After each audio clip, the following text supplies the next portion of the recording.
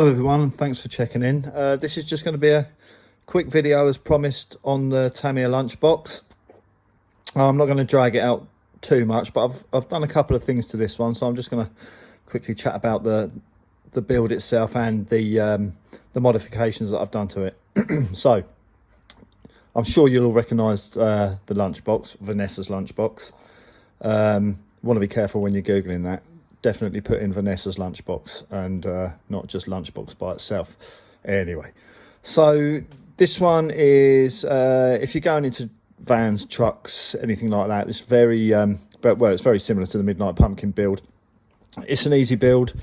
The gearbox is simple, the chassis is very simple, everything's easy on it. The most difficult part of it is, I think, is the getting the spray right, getting the paint colour right. Being colourblind, it's not my forte, but I have heard that the actual prescribed box art colour isn't the best colour for the for this lunchbox. Obviously they do them in the red, gold, blue, black, all sorts, but the standard is the yellow. Can't remember what code it is, but yeah, it's worth going online and checking on that, checking on the forums, Facebook, see what people say. So anyway, getting into this build itself, obviously I've put in the full bearing set along the way, along the build, because it's just much easier, and it obviously, we know why we do that. It just makes it a much better buggy, makes it last longer, run smoother, get a little bit more out of the battery, etc. Then moving on from that obvious step, I've got oil-filled shocks, aluminium shocks from JKRC. They're a nice upgrade. I wouldn't say that they changed the performance of the truck itself, which I'm kind of happy about, because I like the character of the lunchbox and the Midnight Pumpkin and that. I like them bouncing about a bit. They're supposed to, but the quality of the shock themselves is a lot higher, and they do higher than standard. They're pretty cheap, and they do look nicer. So if we can just have a look at that shock in there, front and rear, yeah, came with the parts to fit them, so yeah, they look nice. I've got a sport tuned motor in there, replaced from the standard silver can.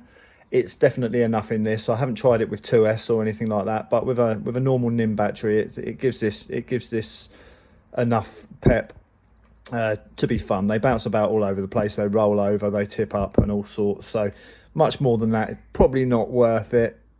Certainly in my garden, it's not worth much more than a sport tuned. I've got a torque tuned in my Midnight Pumpkin, and again, they're just right, really. I've got the same axle brace on this as there it is, as the Hornet and the Midnight Pumpkin. It just takes that axle slap when changing forward to backwards or whatever, from stationary to moving forwards. Just stops that axle slap. A cheap 3D edition, which I put on all of them. They're easy to fit, and they make a nice addition to it. I've also got from Ampro Engineering, which if you go on YouTube, some of you more than likely will know who this guy is, but Ampro Engineering, very clever guy, does lots of designs on improving remote control cars and other bits of engineering, and he 3D prints the parts, and also however it works, he makes the files and puts them on, is it Shapeways or whatever.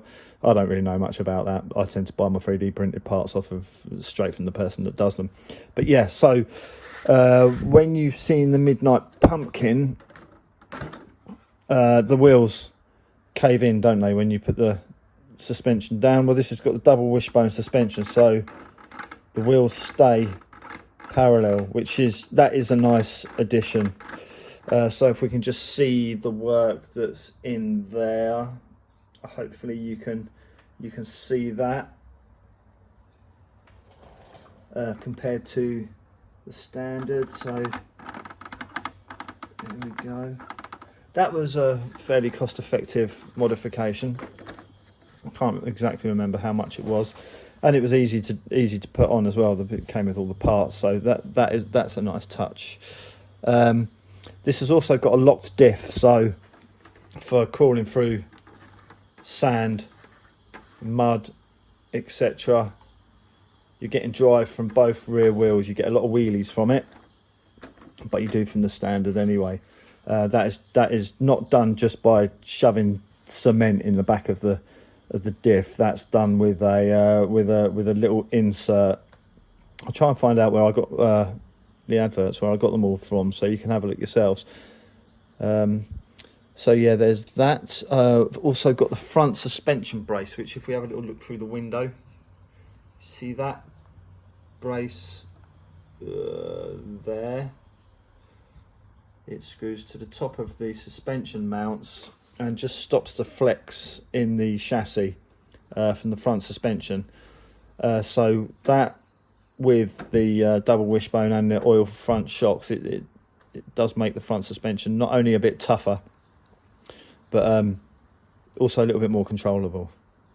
Yeah, so the last modification I've got on this that I can remember at the moment is the aluminium hubs. Again, just because I like those, and as the plastic ones get older, they do get more brittle. So they're quite a cheap. I think they're about a tenner, 8 quid, 10 quid, something like that. They're quite a nice addition to it. And the Goodyear tyre decals, which just make it look quite nice from there. Yeah, I like my tyre white. I like it on my motorbike. I like it on all my cars. Must be a 90s thing, 80s, 90s thing, I don't know. So yeah, if you're thinking about getting a Midnight Pumpkin or a Lunchbox, they're both very similar. I think the Lunchbox is probably the more popular over you know, the duration of their lives, because they are the same. Really the only difference is the body and the body mounts. But it just seems that people have got more of an affinity to the Lunchbox, which is funny, because, you know, when I was younger, it was always about the Midnight Pumpkin. When I went into BT's and saw it up on the top shelf, it was always the Midnight Pumpkin that caught my eye. But I can understand either way, because these are a great looking truck. So yeah, I'm also going to put a picture up of the monster truck, which most people suspect that it was pretty strongly modelled on. Rolling Thunder, a proper monster truck from the early mid 80s. So I'll put a picture of that on so you can see that. I'll give you a quick 360 of this one. I'm just running NIM battery in this, and I've got a Hobbywing 1060 and a metal geared servo, pretty standard one. I haven't adjusted the steering angle on it, the servo angle, but I may well do that. If I do that, then I shall cover that in another video and see what it's all about. I haven't looked into it much, so we'll look into that. So there's the 360. This one has been used. I have rolled it a couple of times, and it seems pretty tough, but it spends most of its life on the shelf. So yes, so with that, that's pretty much my little talk through of the Lunchbox. As the weather's going to start hopefully getting dry soon, I'll get some running videos out on the grass, and we can have a look at how all these go. Any questions or any opinions or anything like that, please just write them in the comments.